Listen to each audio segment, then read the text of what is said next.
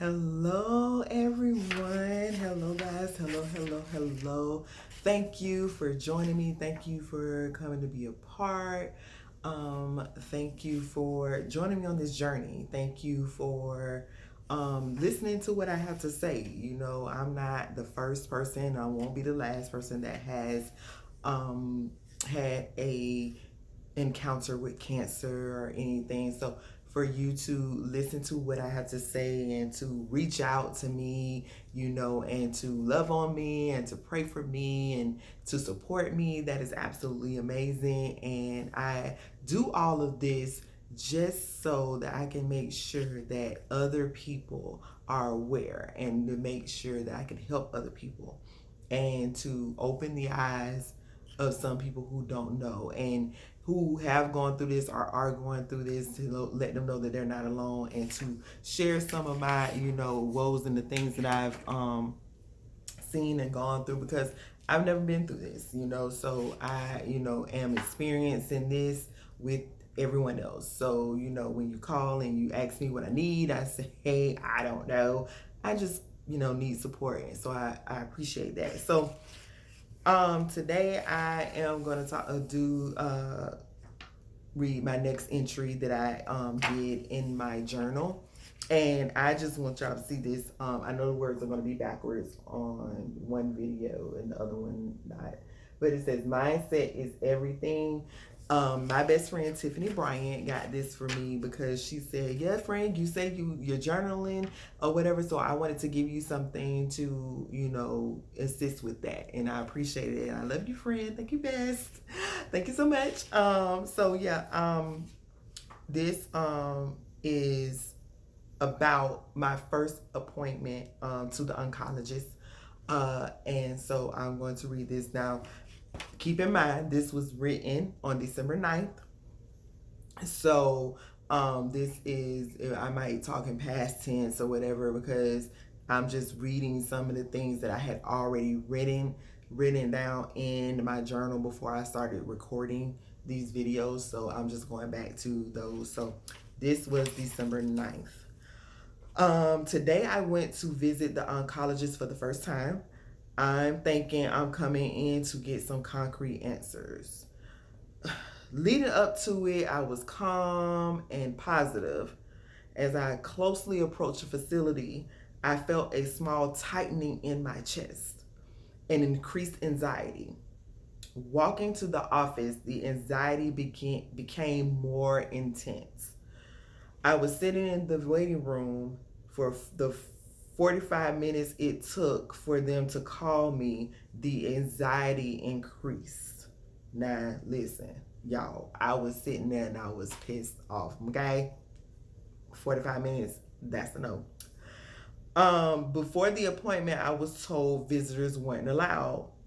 As I sat in a waiting room alone, waiting to hear what could be the worst news of my life. Cancer is bad news, but when you don't know the stage it's in or the course of treatment, the not knowing could be the worst. One of my best friends was on the phone with me as I sat in the office or whatever, so she could kind of hear everything was going on. She jokingly says to me, I hear your heart beating. It prompted me to check my smartwatch. Good old Galaxy.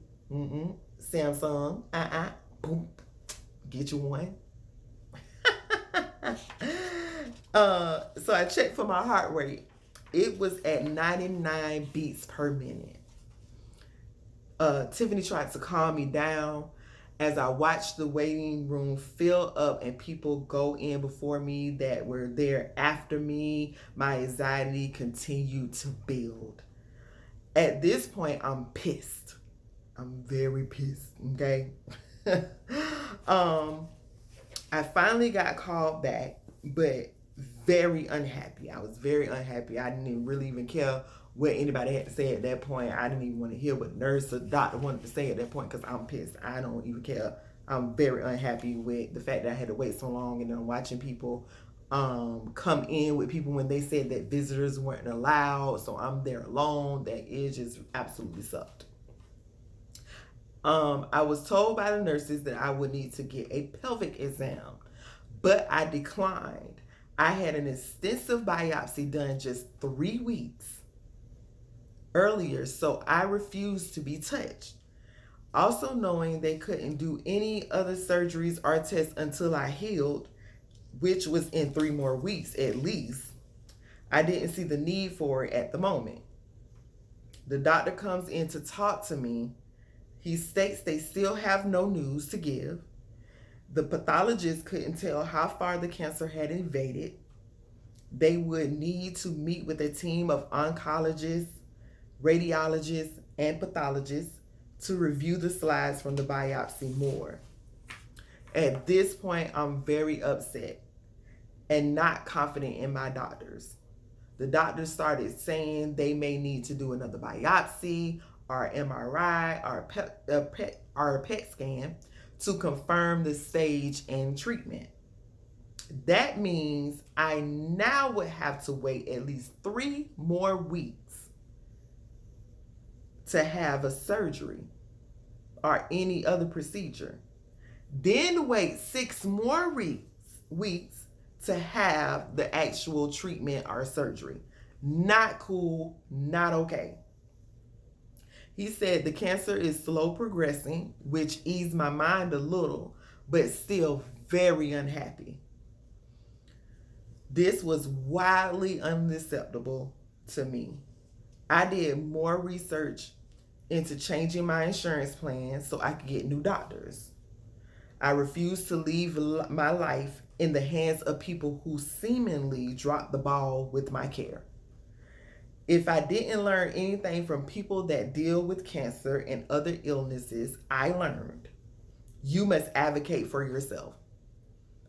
I refuse to accept I don't know, let's try again, or guessing games. My life matters, and I refuse to put the weight of my life in a human's hand. My life is in the hands of God, and I do what He directs me to do. So that is from the knife. Like I said, that was my first appointment with the oncologist. So I wanted to make sure I wrote that down and so people could know. It was very, very tough. It was very, very trying. I really, when I left that appointment, I just really definitely did not feel at ease at all about a lot of things, and after I talked to some people that I know that are in the healthcare field and other people that are in, different areas of the healthcare field, nurses, insurance agents, other and me knowing about insurance a lot too, and talking to the other doctors and other things, talking to them, and everyone agreeing that it just really wasn't okay, and then also talking to other people that have experienced cancer, and them saying that is definitely not okay. So with all of that being said, I said, what, I'm going to look for new insurance so I can get better doctors, because my insurance will only cover a certain kind certain doctors in certain places for this type of diagnosis or condition or whatever. So I went ahead and I did that. So I'm saying all of this to say, do your research, ask questions, do whatever you need to do to be at ease. And one person told me that had dealt with cancer. Matter of fact, more than one person, more than one, they have told me to, if I don't feel comfortable, if you don't feel okay, change it. And that's what I'm doing. If I don't feel okay, if I don't feel comfortable, I'm changing it. Point blank, period. No questions asked. I don't care about your feelings. I don't care about how you see it. I don't care what your opinion is. I am changing it because, again, I will not leave my health, my life in the care and in just trusting human hands. I trust God. I trust what He says. I trust what He tells me. So if I'm uneasy about something, I definitely am not going to sit around to appease anybody, because at the end of the day, This is my life, and my life is the life that hangs in the balance, not anybody else. So I had to take all that into consideration and make the best decision for me.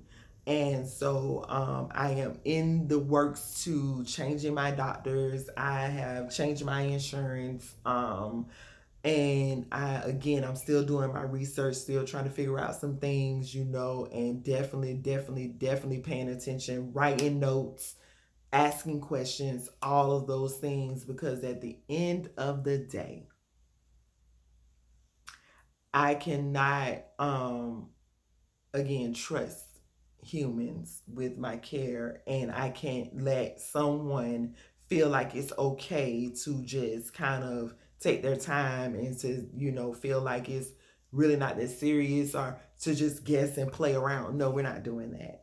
So that is the story of my appointment, and that's my experience. Everybody's experience may not be that way, but that was my experience. So what I've learned too from that point on, I don't care what they say, I'm taking someone with me to an appointment with me.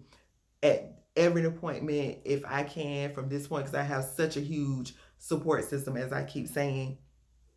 So somebody's going to be there with me, because I don't want to be alone when I hear certain news, and I don't want to have to deal with certain things by myself, and God has blessed me with some amazing people that are willing to be there and stand in the gap for me.